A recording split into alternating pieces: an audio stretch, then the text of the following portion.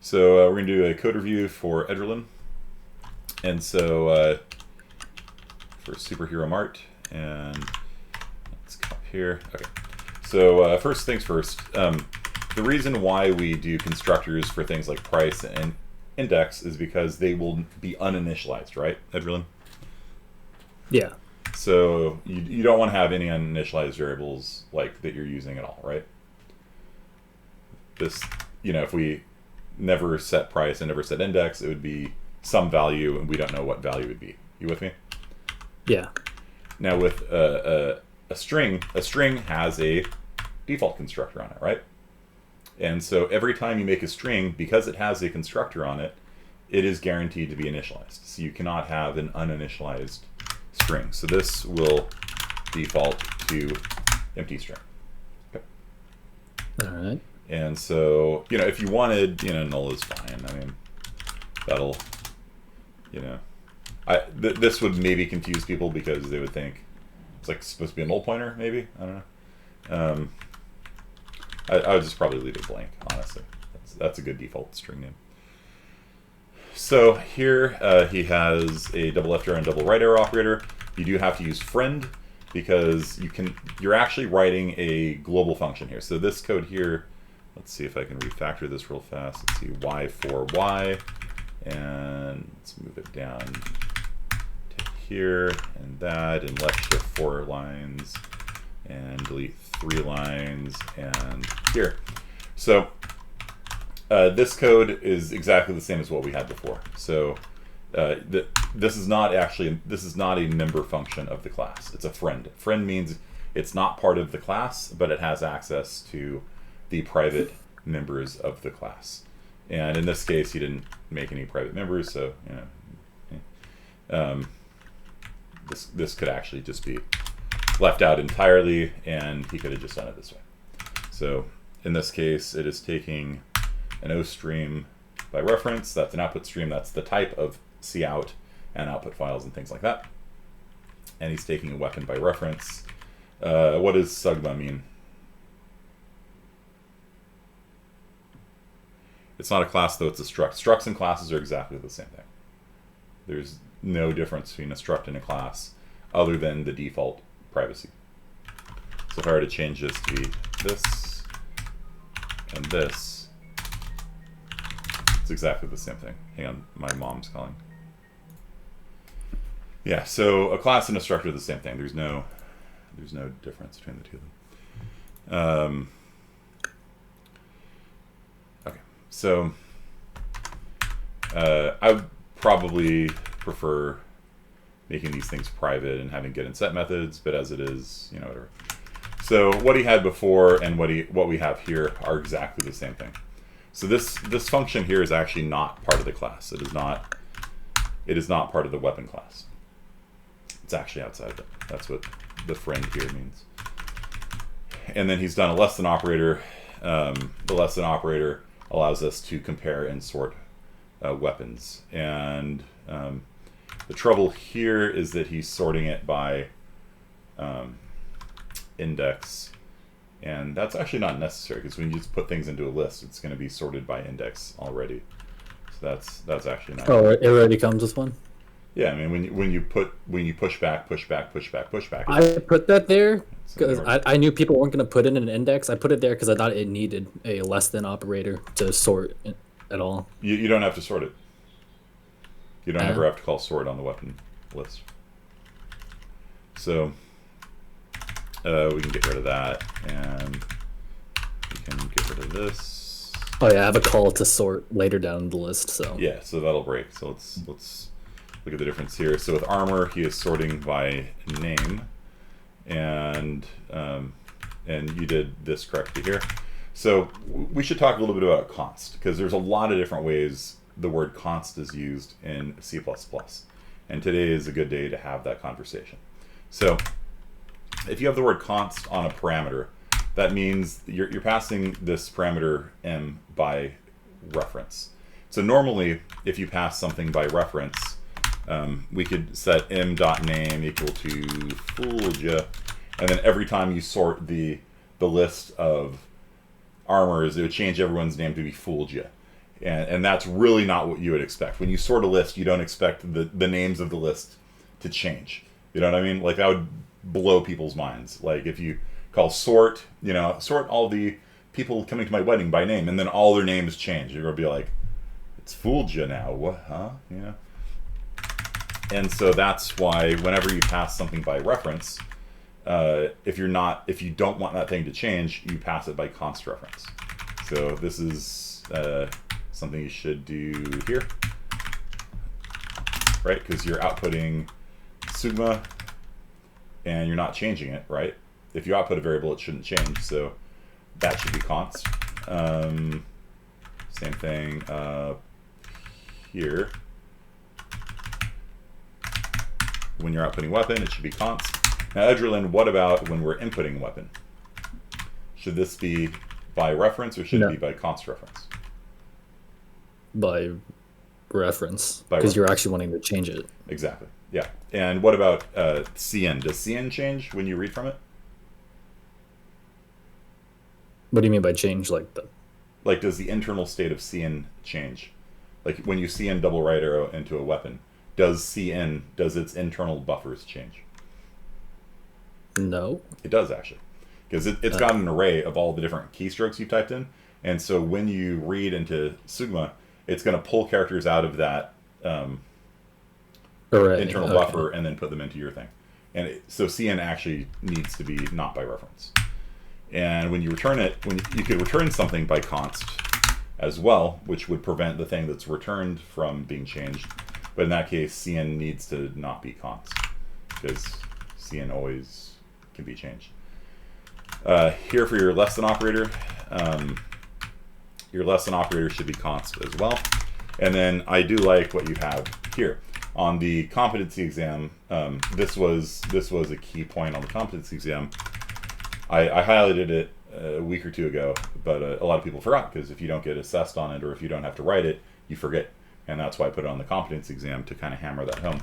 Anytime you have a method is a member function. Anytime you have a method, and it's not going to change any member variable of the class, you put the const here. This makes it a constant method. And so in this case, Joe is constant, and I am constant. Okay? So what this means is that it's not going to change any of my member variables, and this const here means we're not going to change any of Joe's member variables. So if I were to say joe.index equals -10, this would be a compilation error. And if I were to just change my index to -10, that would be a compilation error, because that's what that means. That means I'm constant. I cannot change in this function call. And you want to mark every function you can as a constant method, because when you pass something by const reference, only constant methods can be called on it. So if we didn't pass in Joe as const, then let's see. If we pass Joe in by const, then only constant methods can be called on it. In this case, we don't have any, because it's just basically plain old data. But if you were to have a function called like get name, right? So get name returns a string get name, return name. You with me here, Edgelin? Yeah. That's true. Right. And so if we did this, if we had a get name function, and I were to just, I don't know, for the hell of it, I just want to see out Joe's name. Oops, not name. Do this. Get name. See, it doesn't need to be a friend. I mean, well, we were doing this. Anyway, so let's say we wanted to do this.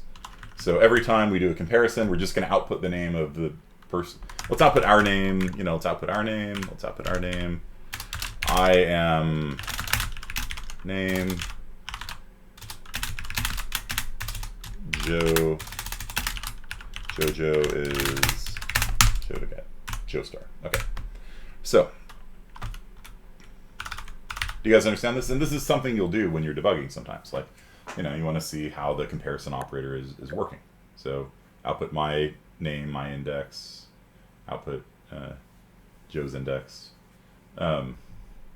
This code, will it compile? let's ignore the fact that there's no index right now.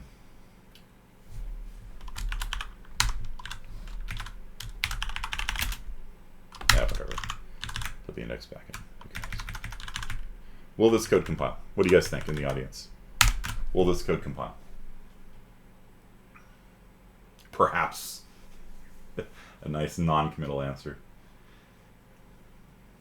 Mayhaps. Will this code compile? The only change I've made from his original code is just I moved this out, which doesn't change anything. All right, let's find out. Do you have a make file? Nope. Okay.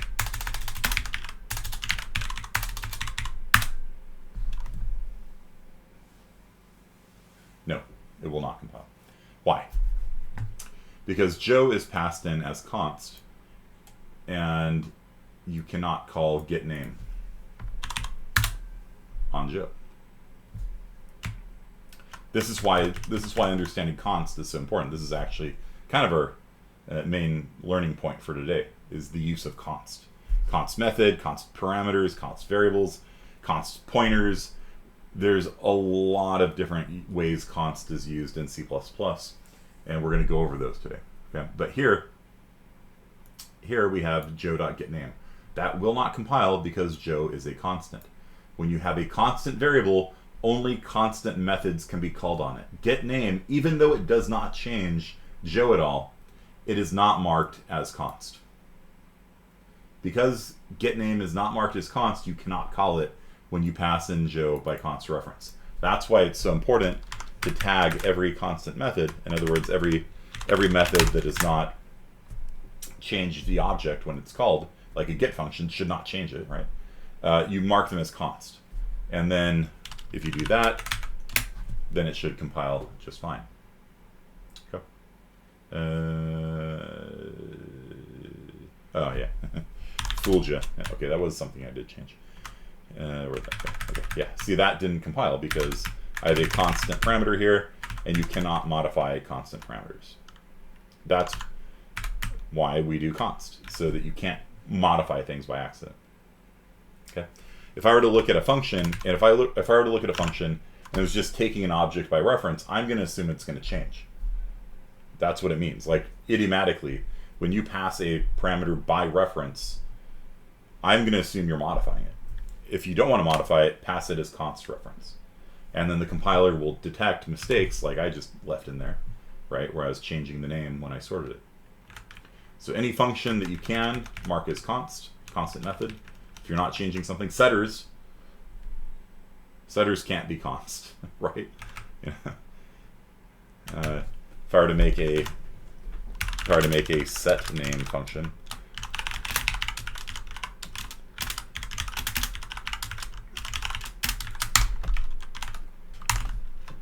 that can't be const, right? Because I'm changing name, right? So setters are never const, but getters should almost always be const, unless you're doing something wonky. Should we always have getName as const just to be safe? Yes, yes, yes. Your getters, like I said, unless you're doing something weird, like sometimes you'll instrument your code and you'll like update a counter, like your count, like every time getName is called, you update a counter or something like that. Kind of, yeah. I mean, you can do it. It happens. But outside of edge cases like that, you basically should always make your getters as const. Anything you can, every parameter you can, make const. If they're not going to change, make them const. Any method that you have, and again, that means I can't change. This means, this const here means Joe can't change. This const here means I can't change. Okay, and so oftentimes you need both. Because when you compare two things, neither of them should change, right? And then, you know, if I were to return a constant Boolean, then that means the result of the function can't change, but that doesn't really matter because who cares, right? It doesn't. Yeah, the return type being constant is only useful if you're like returning a pointer to something within your data structure, and you want to make sure that if I return a pointer to somebody in my linked list, you can't change it. Then I'll return like a constant pointer or something like that, or constant reference. But usually you just return a copy, right? Okay. Const can only call const. Normal can call any const though too. Yes. So if I were to make this not const, this would work fine. You can call constant methods, because all a constant method means is you're not going to change it, right? So if you have a regular variable, it's like, I'm not going to change it. All right, cool. But if you have a constant variable, you can't change anything on. You know what I mean? Like if you had a constant variable, you can't change anything on it. So you can only call constant methods on it. Okay. So Ederlin, let's go take a look at your code. GG equals capital G. Let's reformat your code. Yeah, I would, like I said, I would not do 4 different classes. That seems really excessive to me. All right. That's a lot of extra typing. I saw a lot of people do this. This is kind of weird. You just do that. Right. So system is a function that will call a program. So if I wanted, I could if I wanted to ls all of the things in my, I don't know, actually that might be a shell built in. Let's see if that works. Might not actually work. So you can't just set joe.getName to a different value. You cannot. Yeah, getName can't be used to set anything. It can get it returns a copy of the thing. Oh, okay, it did work. So we did system ls. You can see that it printed out all the files in the current directory, right? So system is a very useful function that is used to run things from the command line. So any command you can run from the command line, you can run from system. So, and you can do Unix piping. If you guys have read through the tutorial, like I tell everybody to read through, you would understand output, redirection, and stuff like that, which would allow you to do cool things like this with rainbow colors. Yay! Okay, so let's pipe through a lolcat. Lolcat changes things to be rainbow colored. System is a Windows thing. It is a Unix thing. It is part of the man uni std. Man system. It's actually part of the C standard library. So yeah, that is every C and C++ compiler will come with system, and it will run a command from the command line. So I don't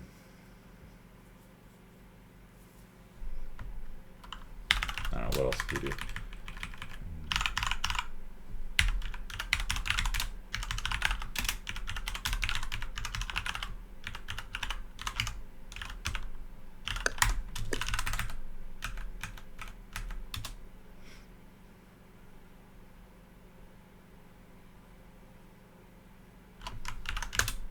Can find it.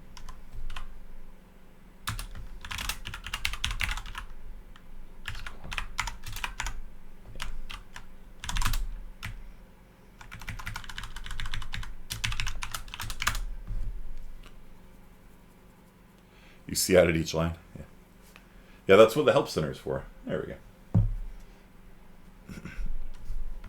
So if you want your program to launch PogChamp every time you run it, you do that. Yeah, so that's what the help center is for. Is there an easier way? Usually. There's usually an easier way. Okay. So, copied it to a file and read it from the file. Yeah, you can do that. Seems a bit excessive. Okay, so he's created a list of weapons called weps, a list of armor called arms, a list of gadgets called gags, interesting, and a list of clearance called clear. He's got 4 different integers, which, yeah, I wouldn't name them this, because I don't know what this means. This, I understand, So, and I would also delete that space there. Yeah, so explain to me what these variables are. so CW is clearance weapons. First off, I didn't know how the clearance list was supposed to work, and I thought you had to keep track of how many of each was added. Yeah. Yeah, but if you're going to do a variable like with this, I would say it'd be like count of how many weapons are in the clearance list. Something like that. So variable names should be self-descriptive, you know? Self-documenting code is like the ideal, you know, like where people can just look at your code and figure out what it does. If you have a variable named CW, CA, CG, and it's not self-documenting, then that's the time that you put a comment into your code. And you're like, but wait, I'm not being graded on style. I'm not being graded on comments. I'm like, I know. You know, like this isn't for my benefit. This is for your benefit. You know what I mean? Like, you know, when you come back to your code a week from now, like, and you look at that, you're like, I don't know what that means. You know? if you ever look at your code from CSI 40, you're like, yeah, go on. What were you gonna say? Oh no, that was it. Yeah, so yeah, document. Anytime that you look at something and you're like, I don't know what that means, you know, or like if a third person wouldn't know what it means, add a comment. Okay. Or even better, name it count or something. Like count of arms or something like that. Count of Monte Cristo. Sus. What is sus? Edrin? Oh, so it's supposed to be system. So like you type in a number, and then that's how you add weapon or add a armor, or you buy a weapon or an armor. Okay. In the menu. Okay. So I wrote system, but then I just wrote SYS for short. Then I was like, what if I just typed? I was thinking about Among Us. the sus instead of sys for system. Okay. So then I just wrote sus. Okay. Yeah, again, just comment. I put a comment there. Yeah. All right, so while true, all this is coming out. All right, so you got your menu there. Yeah, I would call this choice, probably. You know, if they type in something bad, break. Okay. Maybe die would be better there. I don't know. Else if sus equals 1, please enter weapon. And so here, this is using your overload, right? Yeah. So normally you can't cin into a weapon, right? Because C++ doesn't know what to do. But this will call your qual. Right. So this is what we've been learning this semester, right? You can make a variable of type weapon, and you can just cin into it. CW++. Okay. If not cin or new weapon price is less than 0, called die. Okay. Add the weapon to the weapons list. If weapons.size is greater than 0, which will always be the case because you just push back into it, right? So that's actually pasted code from earlier. If you look up all the commented for loops up top, I didn't know how it's supposed to print the weapons list. I thought it was supposed to print them every time you go back to the menu, but you're only supposed to print the weapon list after you add a weapon. I didn't know that part. Yeah. Okay. So you don't need to store the weapons list because weapons are just in whatever order you put them in. So you push back it and you print it. So weapons in stock, good. This is something that a lot of students were having trouble with. They're like, how do I print things? How do I print a linked list when I don't have .at, right? And the answer is use a range-based for loop. That's the easy answer. For every weapon in weps, print out the weapon. And this is going to call your operator double left. Okay. So a lot of people tried doing this, right? They tried saying for int I equals 0, I is less than weps dot size I plus plus, you know, traditional for loop, and they wanted to see out weps dot at I, right? Like a lot of people wanted to do this, and this does not work because the list class doesn't have dot at. There is no random access in a list. So how does this work? Well, glad you asked.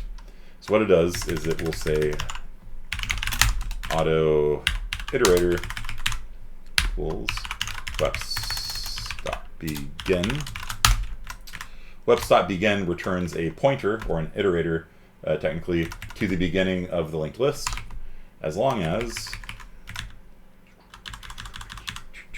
iterator is not equal to the webs.end, then iterator plus plus. And this is how, right there, guys, that's how you iterate through a linked list class. If you don't want to use a range-based for loop, which you should. This is a lot less typing. Right? And we can actually get rid of that and, single line it, print the list. Right, we don't need to sort the list. And so these two lines of code here, everyone, these two lines of code here is exactly the same as this line of code here.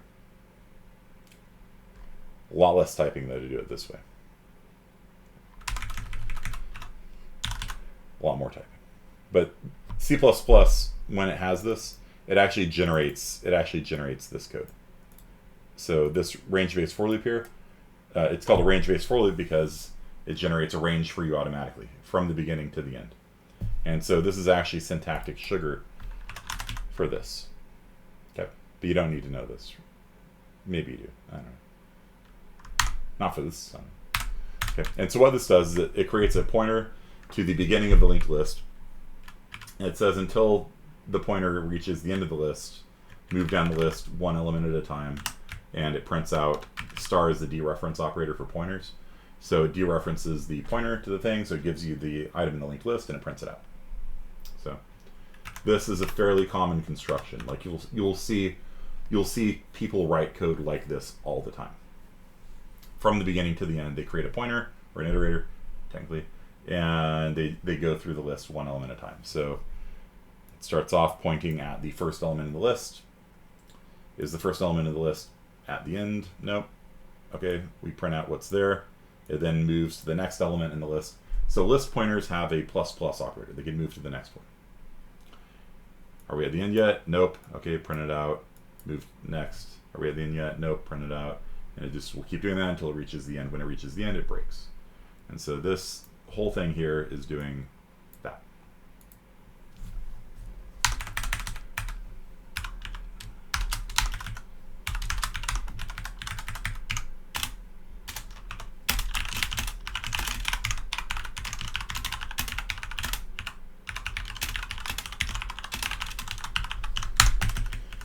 Okay. Yeah.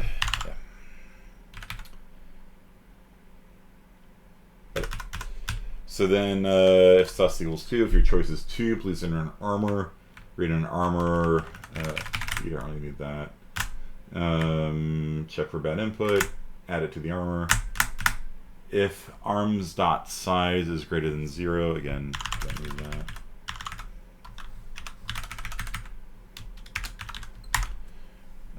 Sort and reverse. Interesting choice.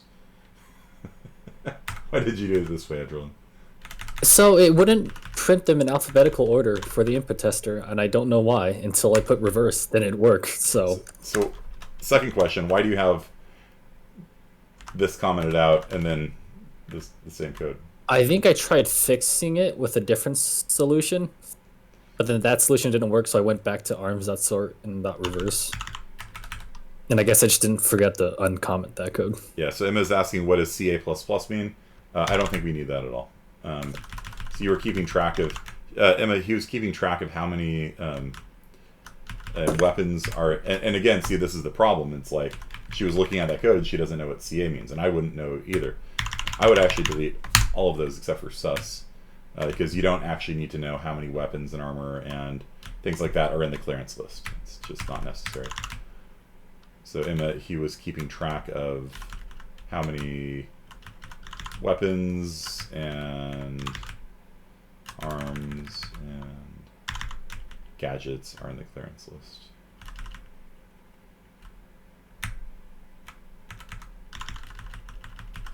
None of that is needed.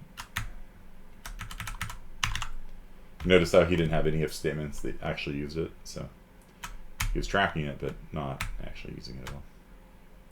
It's not a built-in C++ thing. Yeah, it's just his variable that he made. Okay, so you're sorting it and reversing it. So it's a thing, like you can do that, but the reverse is kind of a waste of time. Like sorting is like order n log n, right? Do you know what the cost of reverse is? Edwin? Anyone on Discord? I don't want you guys to be bored. What is the cost of reversing a linked list? I mean, it would change depending on the size, so just like n? Or, I don't know.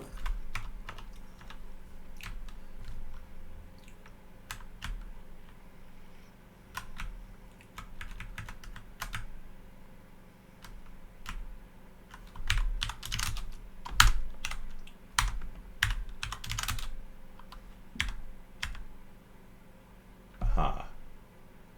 That's interesting. Yeah, that's probably why you're failing an input test.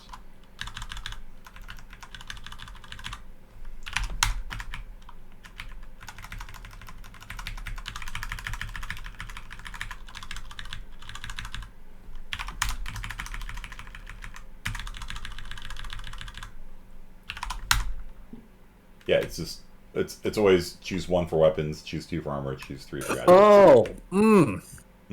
Oh, that's embarrassing. Yeah. Okay. I read that wrong. Okay. Yeah. So you're counting how many weapons are. No, it's just choose 1 for weapons, 2 for armor, 3 for gadgets. Oh, okay. That's what that meant. Why is there?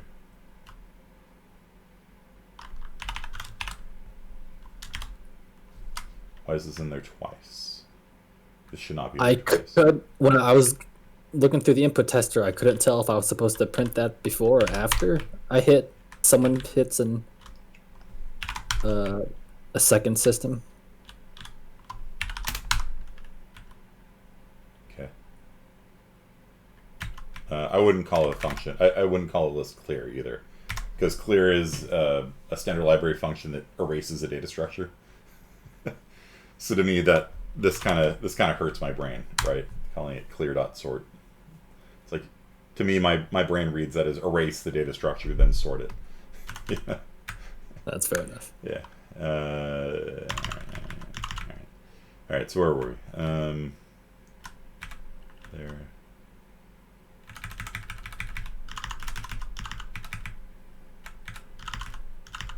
I think it's confusing them.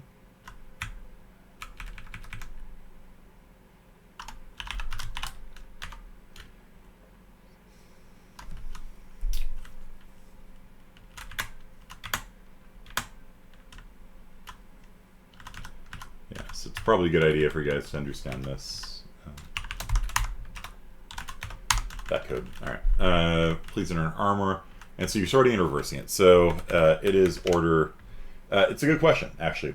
You can actually do a linked list reverse in order 1 time, right? All you need to do is store a Boolean on whether the list is forwards or backwards, and then you can actually just reverse it by just changing the Boolean.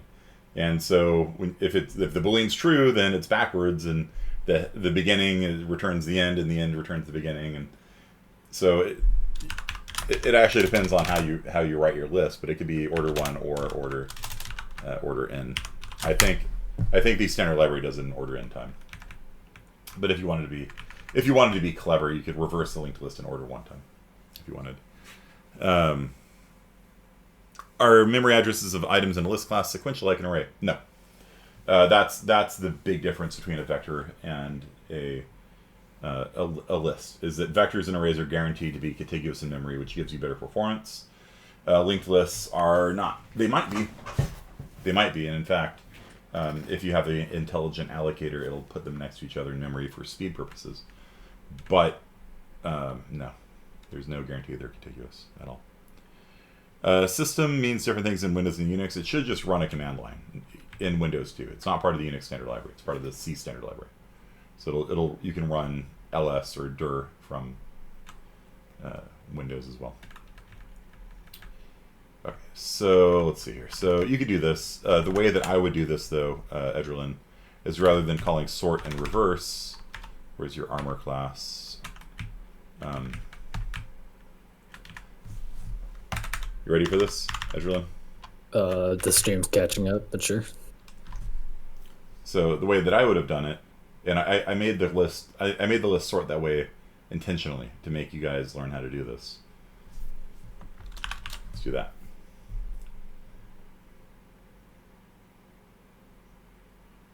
You see what I changed?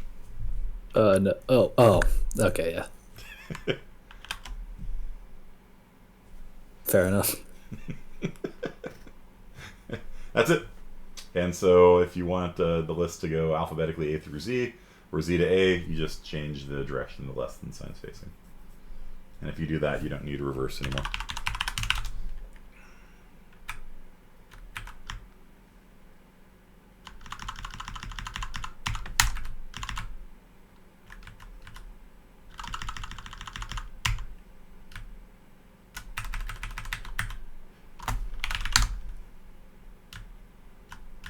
I had that problem too, and I felt so dense when I finally figured it out. Yeah, that's why I made the list sort that way, was so that you guys could have that learning experience. And then for every element in arms, print out. Yeah, cool. All right. Please enter gadget. Scene's a gadget. Gadget's pushed back. If gadget size is greater than 0, which it always will be because we just pushed back. Sort reverse. So same thing here, right? So let's get rid of gags.reverse gadget.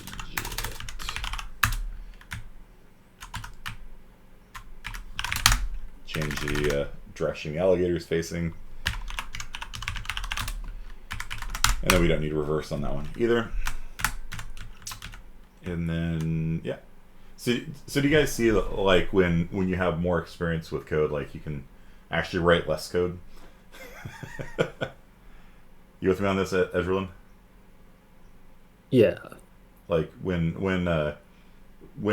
oftentimes one of the reasons why experienced programmers are more productive is just because they write less, which seems counterintuitive. Like you'd think, oh, I'm a master tier programmer, I can They're more efficient. Right. Instead of writing 4 classes, I wrote 1 class. And then instead of having, because the way that you did this was with a member function, right? That's why you had to do it this way, right?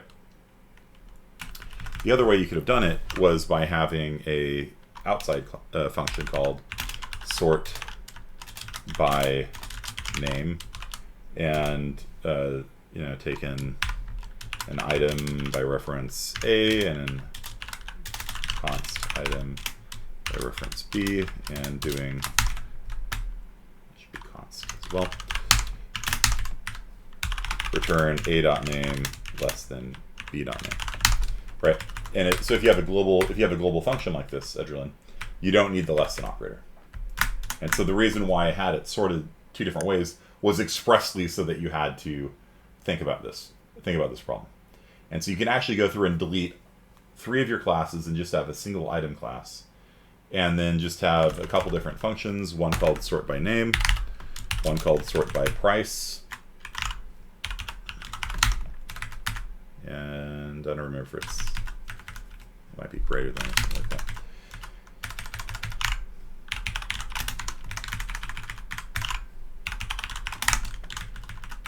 Okay, and so all you need is 1 class and then 2 global functions, one called sort by name, one called sort by price.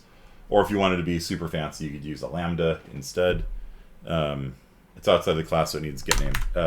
It would be, except he did struct for everything, right? So, yeah, you're right. For weapon, it would be. I'll put this back.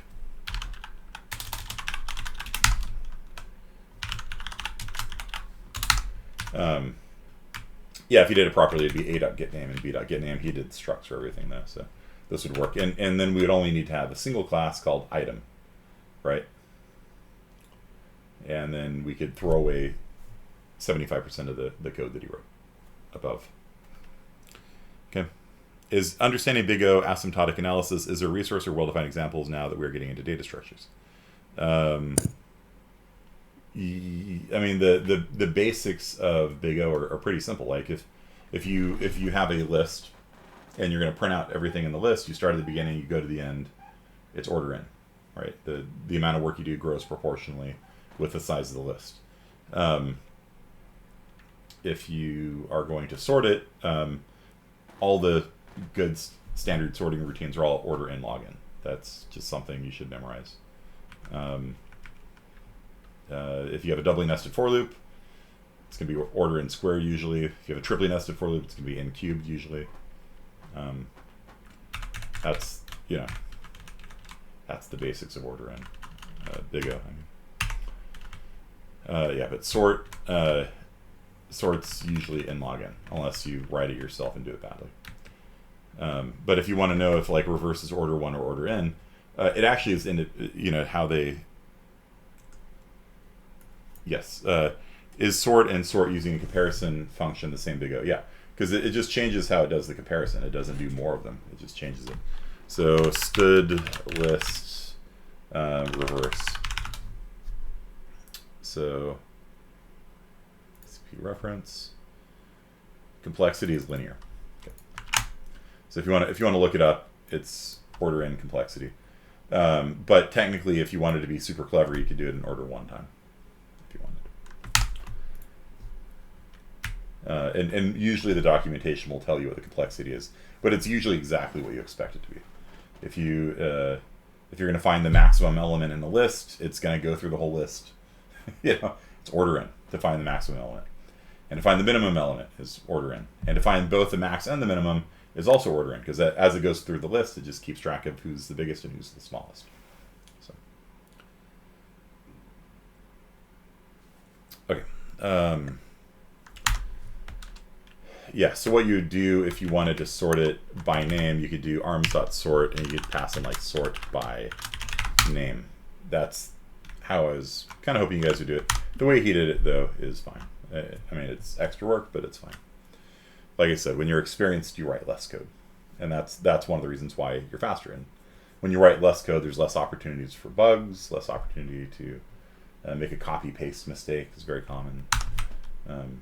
Like when you make 4 different classes like this, the odds of you copying and pasting something incorrectly is fairly high. Okay, so we're pushing back, sorting, place what stock into clearance. Okay, so if sus is 1, then it will. I don't know what's going on here.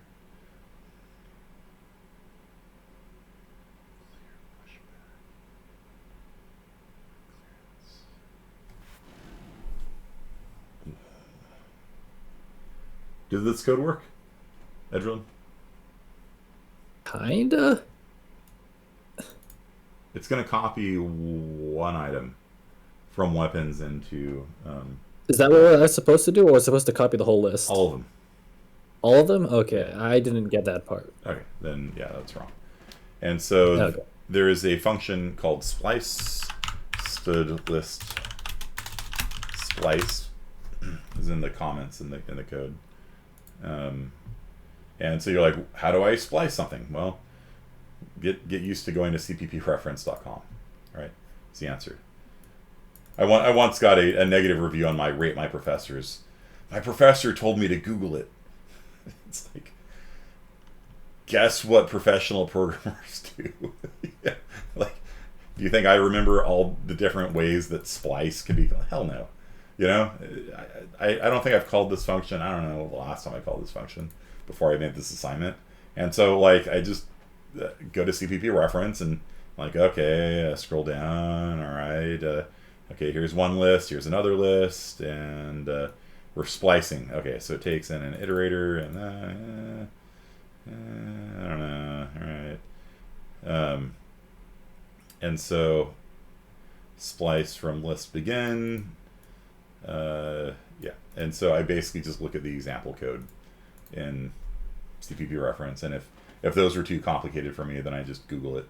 And it's just really funny because, like, the guy's like, oh, my professor told me to Google the answer. I thought he's the professor. He's supposed to teach me. I'm like, guess what I do? Like, I don't.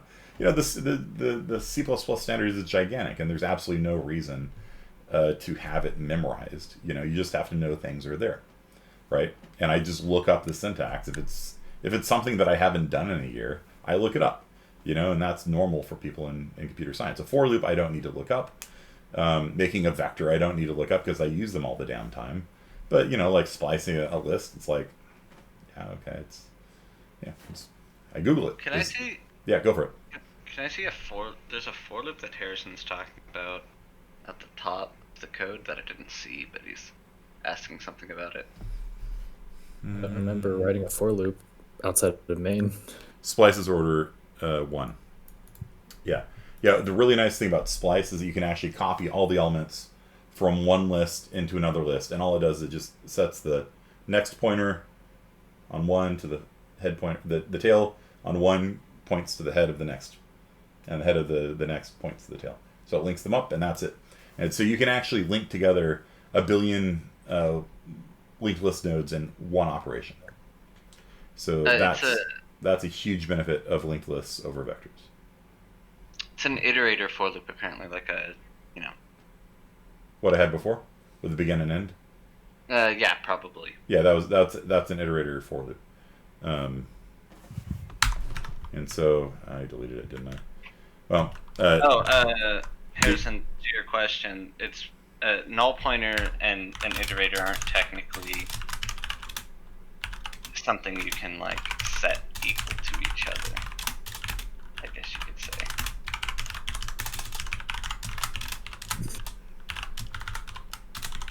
Yeah, so there it is.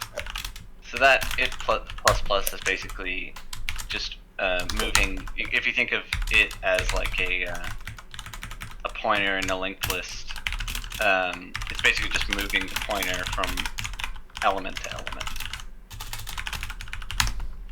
So there are people that prefer writing code that way. I'm not one of them. If I'm gonna iterate across the entire list, I'm gonna do that. But this code is the same thing. So if I draw it out, basically it would be a pointer to the first element in the linked list. It prints it out, moves to the next one, prints it out, moves to the next one, prints it out, keeps doing that until it hits the end. And the end, remember, is one past the end. This is one past the end. So the last one will get printed out because the end pointer is actually one past the end. Okay.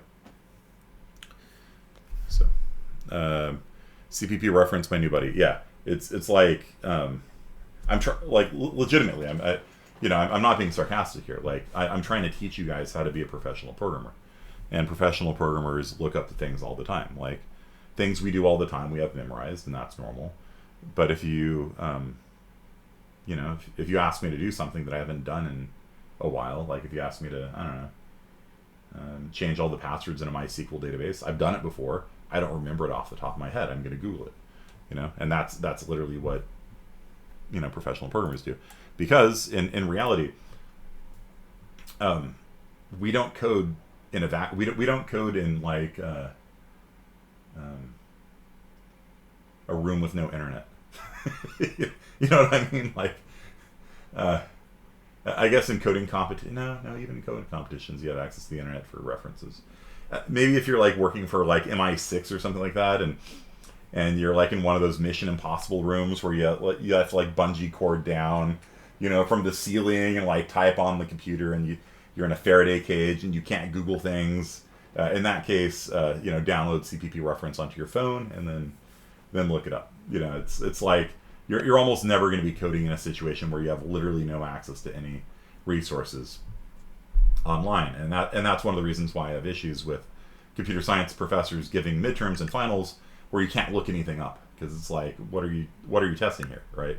Like when I took this class, I had to memorize what the maximum integer was, and I'm just like, I would just look it up if it mattered, like I know it's around 2 billion, 2.1 billion change. The actual digits don't matter usually, It's not something I need to have stuck in my head. Okay, so there is a show called Devs Run in a Clean Room like that. Yeah, it's ridiculous. Int max. Yeah, exactly. Yeah. I try to give you guys an authentic experience. Like when professionals are coding, they have 100 different Google Chrome tabs open with all the different documentation on it. They're writing code. They look at the documentation. They look at example code. They write from it. This isn't me not being a professor. It's me trying to teach you guys, like, legitimately how we go about doing it. Okay. So, yeah, so that needs to be a for loop. Or a splice. That needs to be called a splice, not a for loop. You could do it in a for loop, but then you'd be doing an order n copy instead of an order 1 copy. So splice is the right answer there. All right. And again, you don't need to ever sort the clearance file. The clearance file just holds things in the order they're added. So I would. You don't need to print that out again. Okay, and then let's see, purchasing things. You grab the front. So this is a very useful function. Front will give you the first element of a linked list, or a vector for that matter. So we're going to copy out the weapon that we have at the front of the linked list, and then we pop front. What happened here? Edgerlin.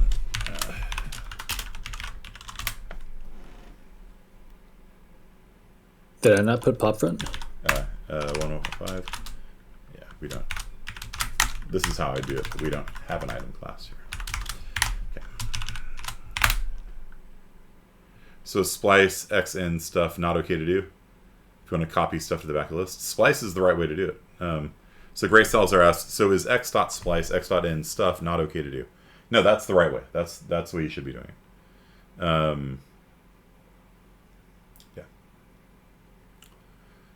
What was it like to program in the 90s? Let me show you. So over here, you can see I've got a set of O'Reilly books. O'Reilly is a technical publisher. And actually, it's not nearly as many as I used to have. But you can see I've got C++ books. I've got Effective Modern C++ and Discovery Modern C++ and some assembly references and things like that. And then down there, I got my Numerical Recipes in C, classic book. The Linux Programming, Linux Guide to the Core Kernel, Design Patterns, ARM Systems Design, all this kind of stuff. And Japanese books. Japanese books wouldn't have been there. That's what it was like to program in the 90s. Was that you just have a library of all the different references you have. And then if you're like, all right, well, how do I do this? You just grab the book, open it up, and you're like, okay, there's the example. Okay. All right, so it really wasn't that bad. The trouble is you just had to buy a bunch of books, and so it was a lot more expensive back then, and you had to have a book. I used to have like 3 bookshelves of stuff that I'd routinely consult. Like I don't even see my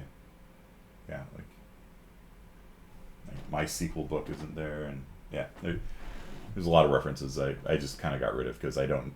If I ever need to look up something for my sequel, I go to the documentation online.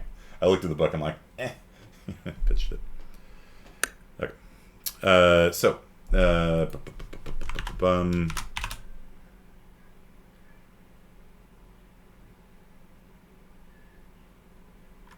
compile. So let's add a weapon. Bob for 200.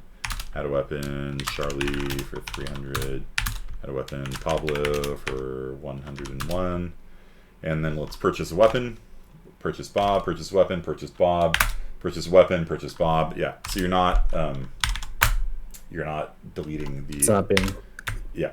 So what do we need to add, Edgerlin? Pop front. Pop front. Yes. Whoops. Dot pop front. That's the line of code you need to delete the first element. So, and kind of a weird design decision that C++ made. Sometimes when people write pop functions, it returns the value that is popped, so you don't have to do both front and then pop front. But C++ split them into 2 different functions. So a lot of times when I write a pop function, I just return the element that's being popped, because why not? You don't have to catch it if you don't want it. And then I would do the same thing. And so, okay, so if weapons.size, there's your pop front. So So what happens if weapons.size is not greater than 0, Edgerlin?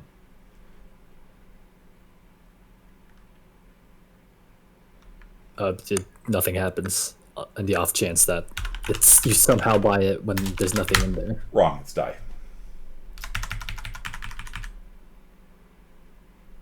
Oh. Yep. So if you try purchasing something when there's nothing in there, the assignment requires you to print bad input and quit. And there's a slightly more concise way of doing this, which is just to say if weapons.size. Right? Do you see that? Oh, that makes it if there is a size.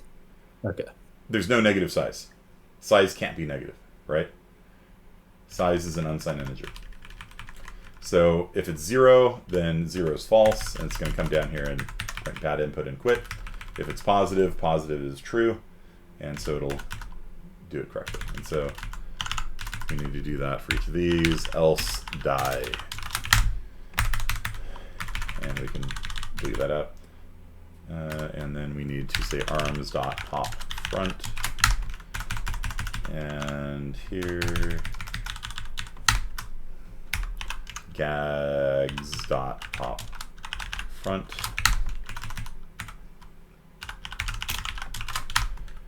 So that's, and you didn't do 8 or 9 at all, huh? I did 9. Shit. Wait, no, I didn't. Okay. 0 is to quit. So 0 is quit, yeah. When I couldn't figure out how to work the clearance side, I was like, why bother with the last 2? It's like 12 in the morning. Sure.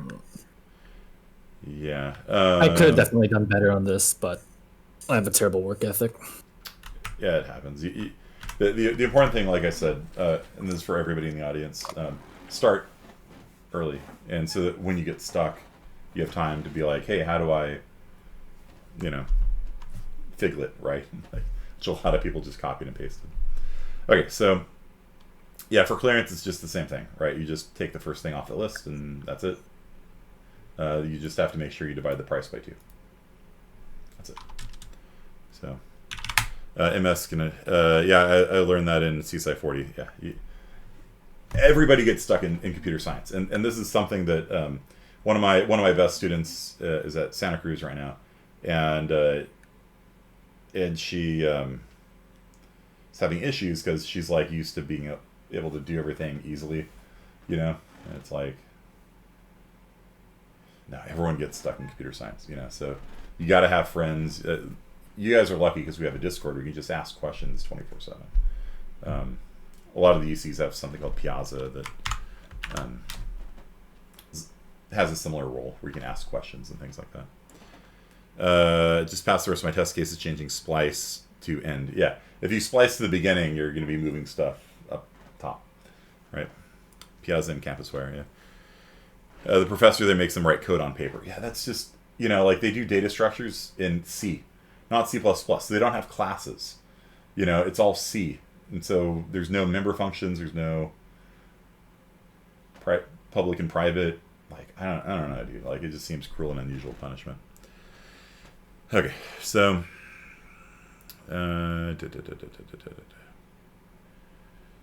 okay. So let's talk a little bit more about Const. Okay. CC. Oof, there's a lot of stuff here. All right, so if I'm getting the front of the list, that's a constant method. That's a constant method. Push back and pop back are not going to be constant methods because they're modifying the list. Push front and pop front are not constant methods. Print list is a constant method because when you print, do you guys understand what I'm getting at here with this? And this is why it was on the competency exam, because you just kind of need to get into that habit of marking everything as const. This is something you don't have to do in other languages. It's a weirdness of C++, but what happens is that by marking it as const, it helps. Like if you screw up, and you change, like if printing the list changes the list, the compiler will be like, "You told me this isn't supposed to change the list," and so it's just a nice safety feature, really. What's the point of professors doing this if no one does this as an actual developer or engineer? not being able to Google. Yeah, I know, right? Like, I don't get it. Like, you know, midterms and finals done on paper, it's like, and you can't Google. Like, I don't know. Like, and it's to stop cheating, I guess. But it's like, yeah, I don't know. Okay, so what I did here last time with my linked list was I said no assignment operator, or sorry, no copy constructor, no assignment operator. And so this is the I'm too lazy to write one. I know I need one because of the rule of three, right? If you allocate anything, you need a destructor, a copy constructor, and an assignment operator. That's the rule of three. And so the easiest way of implementing the rule of three is doing what I did here, which is I wrote a destructor, and the destructor goes through every element in the linked list and deletes it. And then I just said, don't allow duplicating a list. So if anybody ever tried, you know, setting like, you know, if we had list A and it's got some stuff in it, whatever, and if I ever tried saying list B is equal to A, it won't work. I disallow copying my list. And that's actually fine, honestly. In a lot of cases, you know, it's actually fine. Like a lot of the data structures I write, like there's no reason that I would ever want to duplicate them. And so in those cases, if I don't want them to be duplicated, this is actually really nice because it will prevent duplication. So if I passed a list, here's a great example. So let's say we have a list. This is down in main, let's say. And I want to call like print list A, right? Let's say that there's a function that takes a list. Let's say that print list function takes it call by value instead of call by reference. What happens?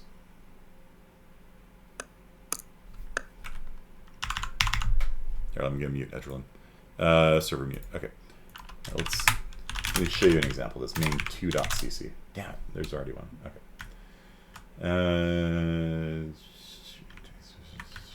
Fine, we're creating a vector. All right, cool.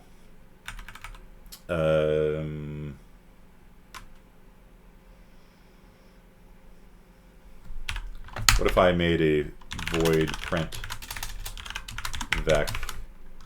vector and vec cout for every integer in the vector, see it out. What did I do wrong here?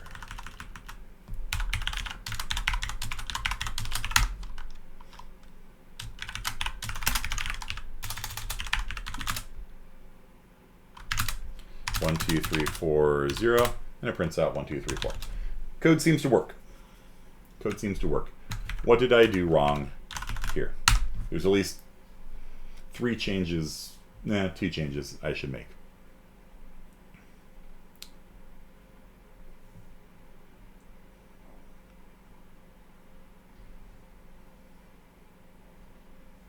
You're not changing the true to false. No, this is fine. While true means do an infinite loop. So this is an infinite loop, but a very common construction that people use is to use while true, or sometimes people will say while 1. That you'll see that kind of semicolon maybe. I don't know. Or not that. It's for. Some people will do that for an infinite loop. This actually works. This is an infinite loop. I prefer using while true, and so while true means run forever. And so the construction, the pattern I follow, if I don't know how many times something runs, is I use while true, and then somewhere within it there's a break, and the break will end the infinite loop. So this will run until they type in 0. Okay. So what's happening here? When I pass vec to print vec, what happens? What gets called? What function gets called? Secretly, without any notice.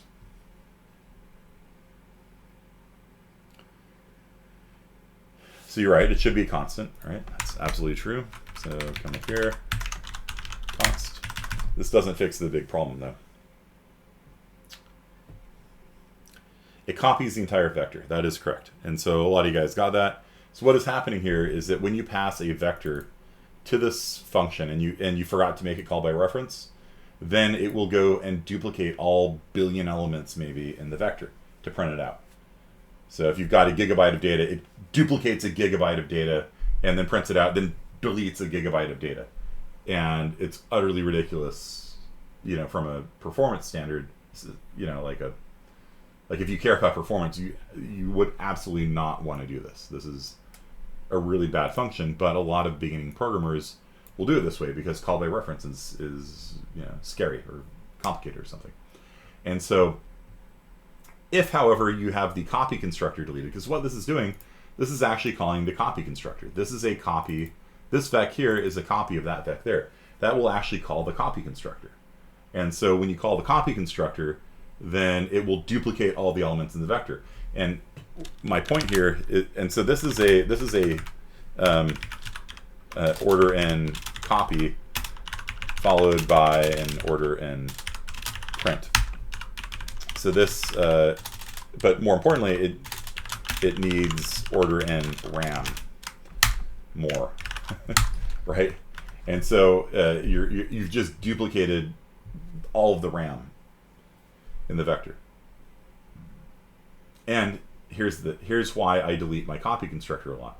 If you delete your copy constructor, let's say that the vector class didn't have a copy constructor, would this code compile? Let me write that down.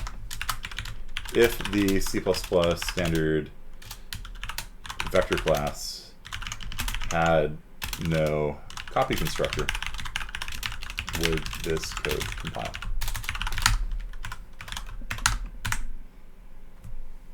What do you guys think? If you call print vec, you pass in vec, and it's call by value. Call by value means make a copy. It calls the copy constructor. What if there was no copy constructor?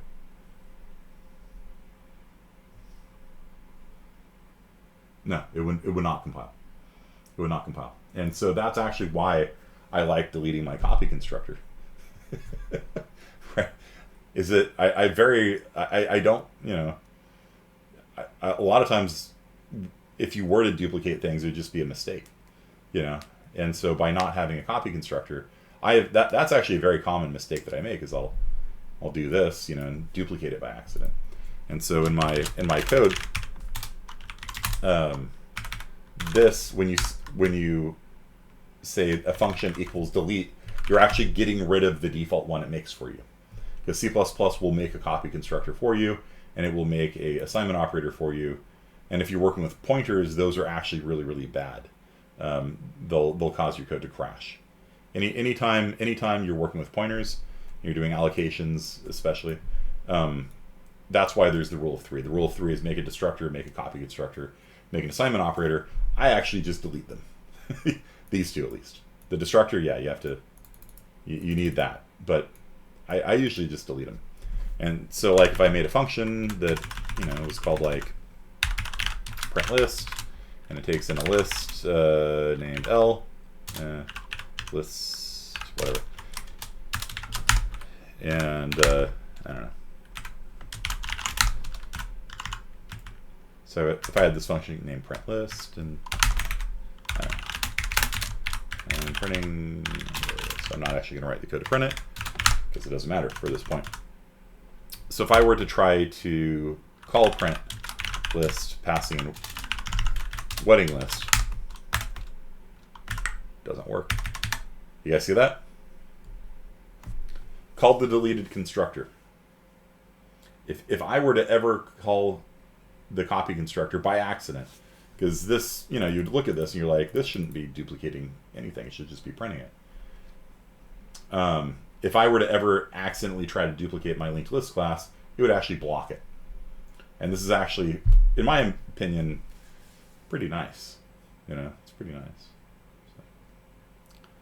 So by deleting the copy constructor, does that mean it will always do a reference? Yeah, you can only pass it by reference. Exactly. So if I were to make this now call by reference, it works. So it stops me from accidentally duplicating a gigabyte of RAM, and that's really nice. Yeah, that's really nice. And so usually most of the data structures I make shouldn't be duplicated, and if I do need them to be duplicated, I can make like in Java they usually have like a clone. They have a clone function that will duplicate something. It's a lot of purple. Oh. Right.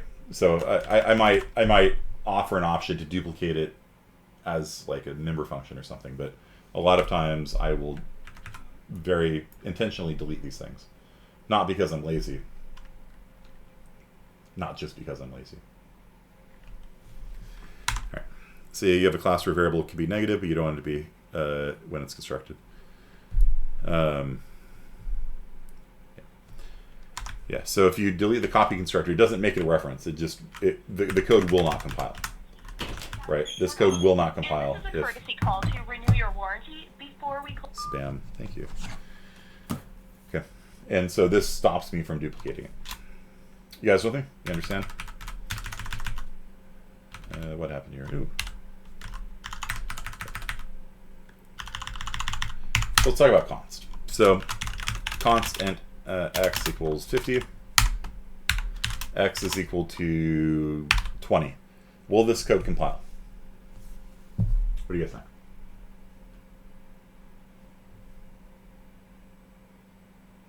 Your auto warranty is about to expire. Yeah, I'm with you, Emma. Super annoying. The answer is no. It will not compile. You cannot change a const variable after it's been initially set. What about this? Equals read. Will this work? Can you read a value from the keyboard and set it in a constant integer?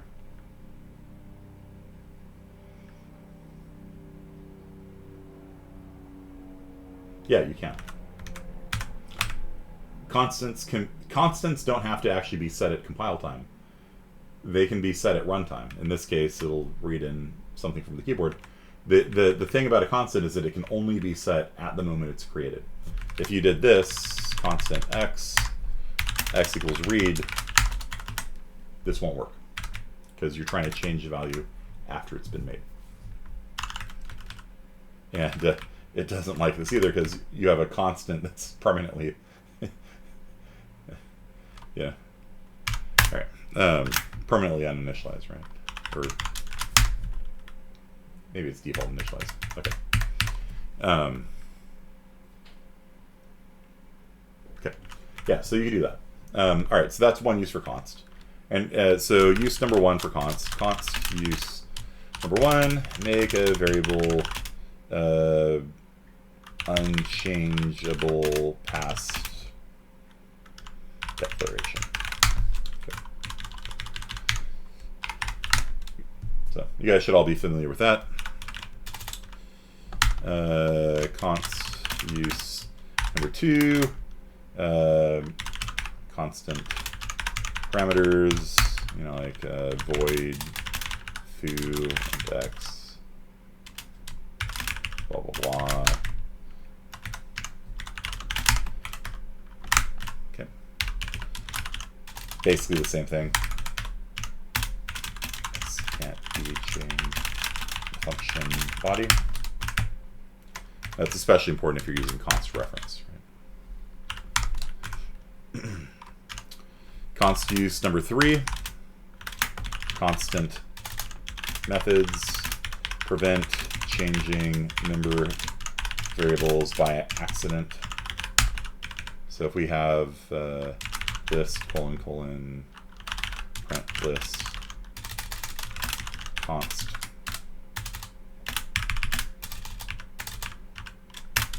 Right, so when you put const here, that means that no member variables in that class can be changed. So a lot of times, like we saw in the earlier example, we'll both have a parameter passed in const and be a constant method. So everything that could be marked const, you want to mark const. Const use number four, constant pointer, or constant iterator. So if you say const auto it equals vector dot begin, you can read from that memory address, but not write to it. So it basically, it's constant always means it's read only, right? And so if you create an iterator to the first element in a vector, you could then say cout the value at that location. And so this is how you get a pointer to the, I use the term pointer, again, it's technically an iterator, it's a class. It behaves like a pointer. So that, but I'm just going to say pointer because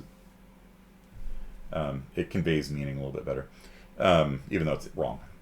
So it returns a pointer to the first element in the vector. You have a vector, you got a billion elements in it, vector.begin returns a pointer to the first one. And then if you want to get the value there, you dereference the pointer using star, and that'll print the value at the first element in the vector. And this is fine because it is a constant iterator. You can read from it, you can read from that memory address, but you cannot write to it.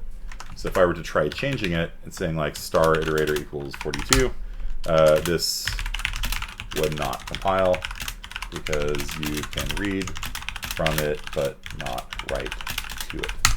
Okay. You guys understand?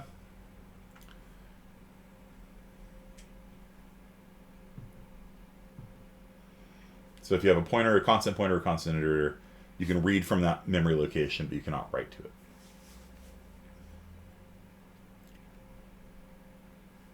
Same idea. Same idea as all the other uses of const. You can read from them, but you can't write to them.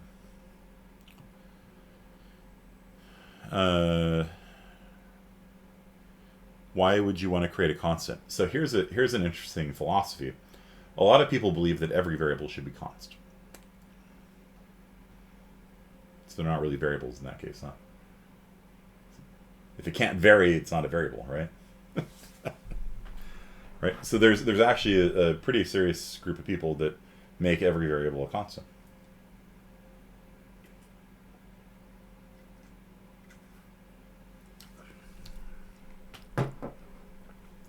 Or make every variable they can a constant, I should say. Like a linked list is going to change, but those people are what we call wrong. But no, like it's so like we have here x is equal to 42. What if we wanted to increase x to be 43? Well, then they say const int x2 is equal to x plus 1, right? And so rather than reusing a variable, they make a new variable every time. And there's reasons for this. This is actually what your compiler does behind the scenes. And there's like some optimizations that can be done on constants that you can't do on variables. To me, it seems kind of ridiculous. So, but in general, if you want a variable to not change, make it a constant, right? Const int points per touchdown, right? 6. You know, if you're making a Madden type game, the number of points per touchdown should not change in the middle of a game. You know what I mean? You know, cout points, you know, per touchdown plus. Right. Somebody does that by accident. Now every time a touchdown is scored, the first time it's 6, the next time it's 7, the next time it's 8. It's escalation, right? Like, if you don't want that changeable, you know what I mean? And so if somebody does something like that by accident, the compiler will find it, right? So if you accidentally change how many points a touchdown's worth, the compiler will be like, nope, can't do that. Okay. And so anytime you have a variable like that should not change, make it a const. That's my philosophy. I'm not one of these const everywhere people that make everything consts.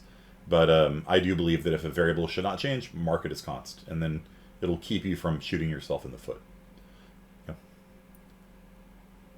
The tone got serious. Const is serious business. It's one of those things. Like people will argue for years about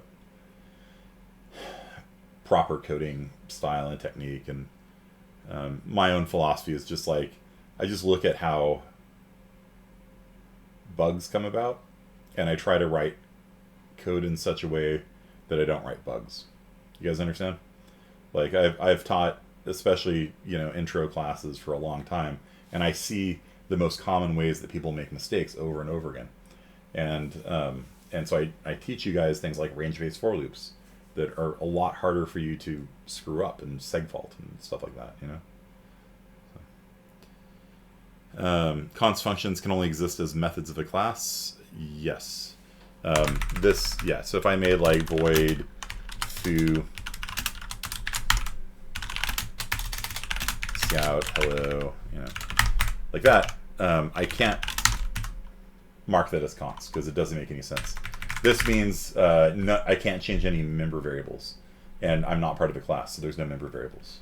So you see there, non-member function cannot have const qualifier. So you cannot use this in a global function. Yeah, good call, Mr. Wolf.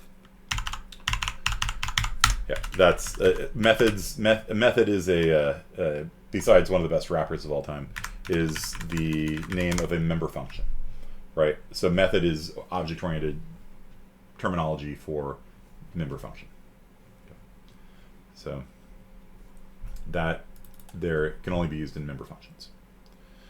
Will comprehensive exam 2 be up? Yeah, probably tonight. Method ban. No, method. method. Yeah. Fresno is full of methods. Const functions, yeah, okay. So, yeah, no. Wu-Tang Clan, Method Man, yeah. One of the best, one of the greatest rappers of all time. Seriously good style, almost. He has his own. It's a very distinctive way of rapping and carrying, like energy. It's really, really fantastic. What are your thoughts on Emacs? I used to be an Emacs guy, and then I switched to Vim. So, yeah, there's nothing wrong with Emacs. It's just I use Vim these days.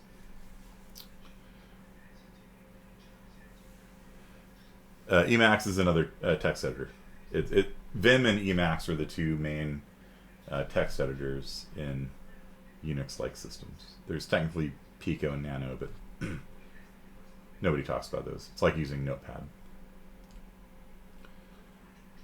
People get very competitive about it. Yeah, like I said, like people get worked up over dumb things. Like, is Emacs better? Is Vim better? Like, who cares? Like, learn one. I don't care which one. Just learn one. When Richard Stallman wrote Emacs.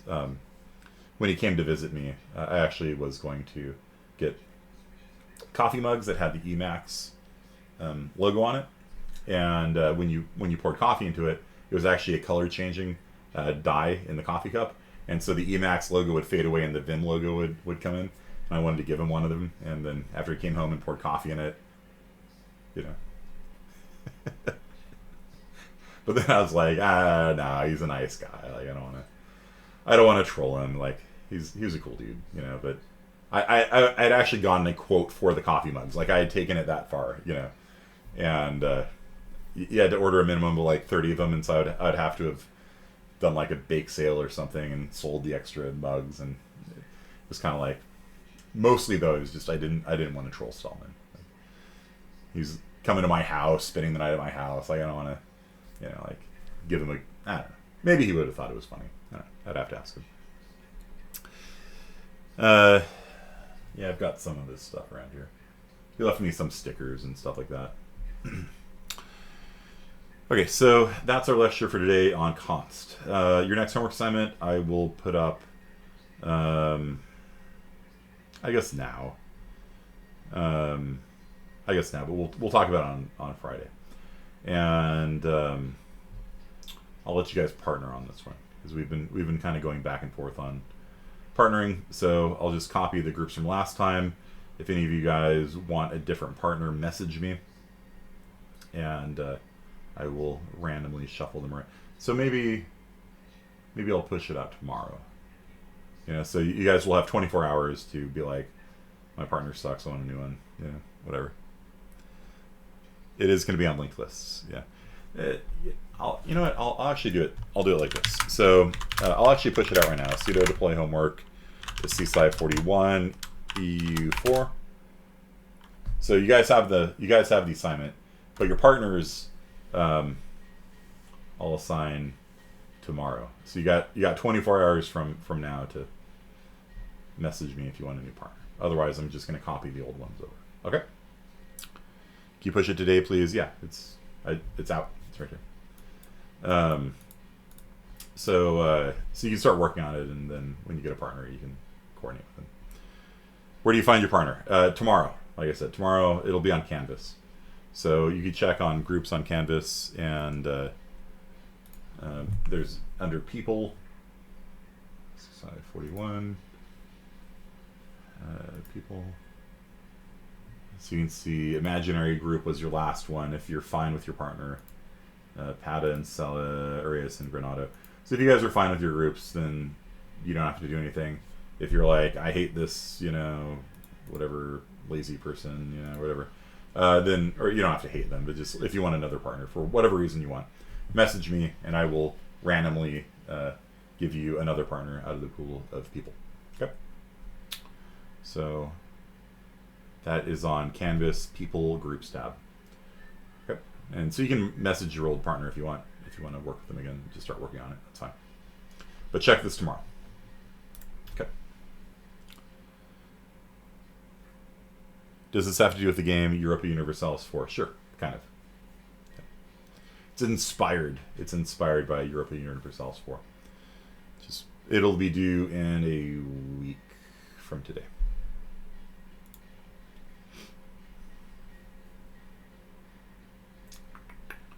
U4 last year was individual. This year it'll be pair programming.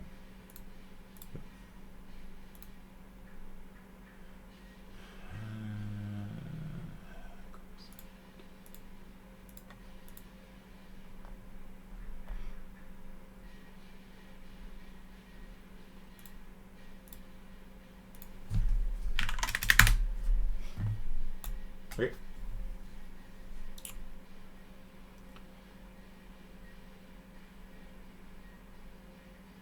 Okay, that's it for today, guys. Thanks. Hopefully you learned some stuff about Const, and you can see there's always different ways of coding assignments, and that's why I like doing code reviews. It gives you a different perspective on how people do things, and I give my perspective on how I would do something, and you know, even the way that I do it isn't necessarily right. It's just I like giving my perspective on things.